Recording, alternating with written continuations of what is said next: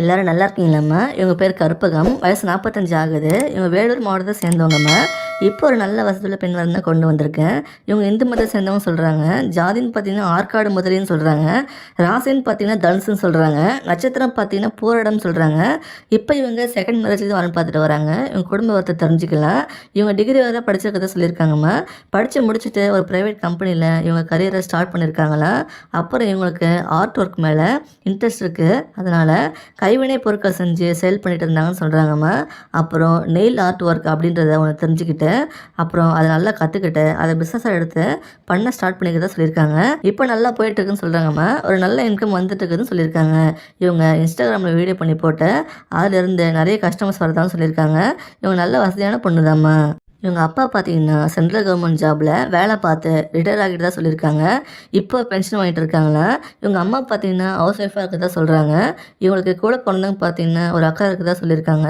அவங்களுக்கு மேரேஜ் ஆகி தனியாக செட்டில் ஆகிட்டாங்களா. இவங்க ஒரு பையன் இருக்கதா சொல்லியிருக்காங்கம்மா. இவங்க ஹஸ்பண்ட் சில வருஷம் முன்னாடி தான் ஒரு ஆக்சிடெண்ட்டில் தவறிட்டதாக சொல்கிறாங்க. அதுலேருந்து இவங்க ஆண் துணை இல்லாமல் தனிமையில் தான் வாழ்ந்துட்டு வரதா சொல்கிறாங்க. இவங்களுக்கு சொந்தமாக 2 வீடு இருக்குன்னு சொல்லியிருக்காங்க. அப்புறம் 2 வீட்டு மனைகள் இருக்குன்னு சொல்லியிருக்காங்க.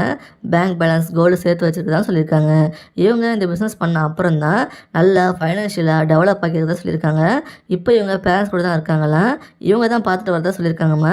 அப்புறம் இது வர சொசைட்டிக்காக என்ன சொல்லுவாங்களோன்னு நினச்சி வேறு லைஃப் எதுவும் தேடாமல் இருந்திருக்காங்கம்மா.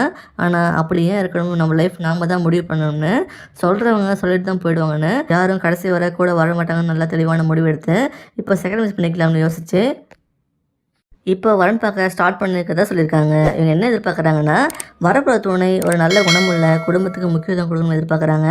வீட்டோட மாப்பிள்ளையே வரணும்னு எதிர்பார்க்குறாங்க. வேலைக்கு போகணும்னு ஆசை இல்லைன்னு சொல்கிறாங்க. இவங்க பிஸ்னஸ்க்கு சப்போர்ட் பண்ணால் போதும்னு எதிர்பார்க்குறாங்க. இவங்க பேரண்ட்ஸ்க்கு சப்போர்ட்டாக இருக்கணும்னு எதிர்பார்க்குறாங்கம்மா. கடைசி வரை கூட இருந்து நல்லபடியாக லைஃப்பை கொண்டு போகணும்னு நினைக்கிறாங்க. இந்த மாதிரி ஒரு நல்ல குணவதியை மிஸ் பண்ணிடாதீங்க.